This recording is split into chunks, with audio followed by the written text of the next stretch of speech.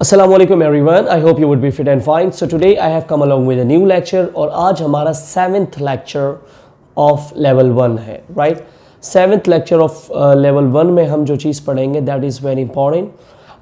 That is important because ये हमारी काबिलियत और ये हमारे एक्टिविटीज़ के ऊपर होती हैं कि जो चीज़ें हम कर सकते हैं. याद है आपको हमने लेक्चर नंबर 3rd और 4th में भी हमने पढ़ा था कैन कैन यूज़ होता है उन चीज़ों के लिए जो हम कर सकते हैं, राइट? जैसे I can speak English, I can drive a car, I can do this और आई कैन डू दैट.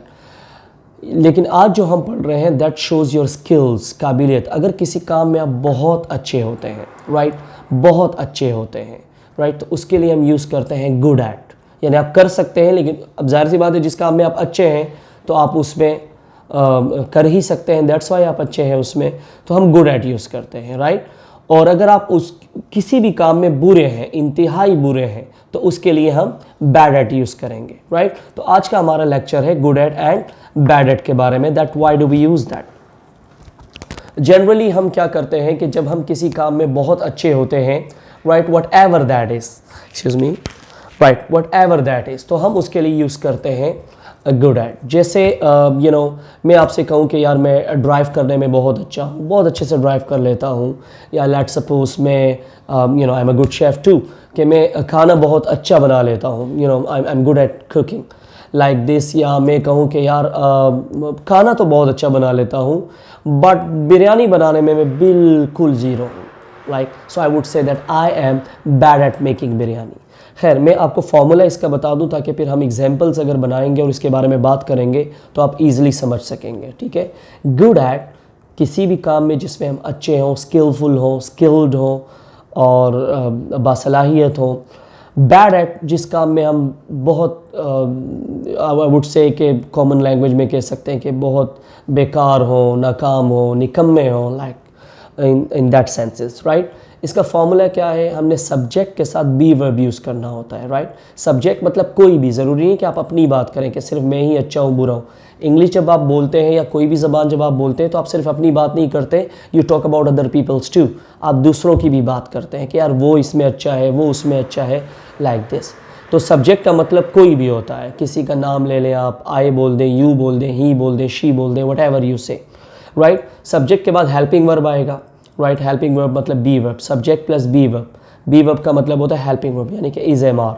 उसके बाद गुड एट, अगर आप माहिर हैं, और अगर आप नहीं हैं तो आप बैड एट लिखेंगे, यानी बिल्कुल निकम्मे हैं किसी काम में तो आप बैड एट लिखेंगे.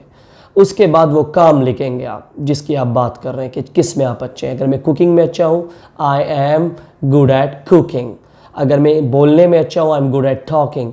अगर मैं इंग्लिश बोलने में अच्छा हूँ, I am good at speaking English.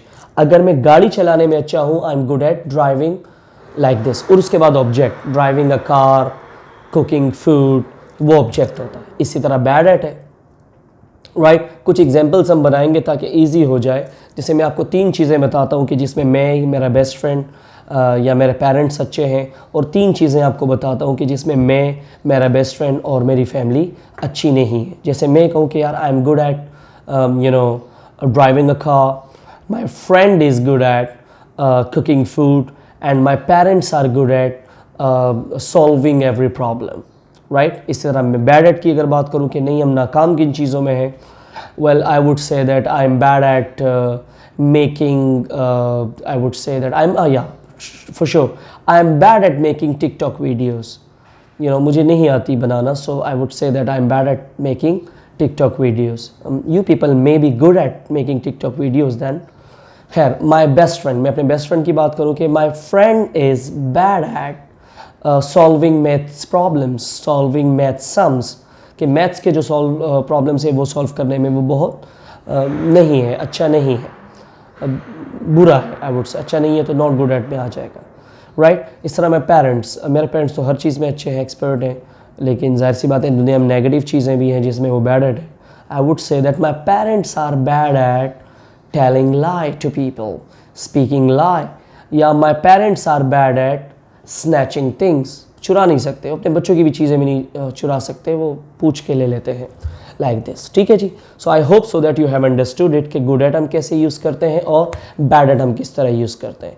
इसी तरह जब हम इसके नेगेटिव्स बनाते हैं, यानी गुड एट का जब हम नेगेटिव बनाएंगे नॉट लगाएंगे इज एम आर के साथ, यानी बी वर्ब के साथ नॉट लगा देंगे। जैसे आई am not good at cooking, I am not good at driving a car, I am not good at speaking English. और सेम बैड एट के साथ भी होगा, यानी इज एम आर के साथ नॉट लग जाएगा। I am not bad at lying, I am not bad at making TikTok videos, या she is not bad at cooking food.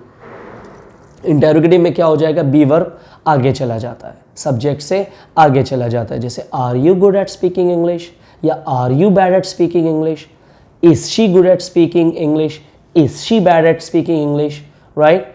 Well helping verb subject से आगे चला जाता है।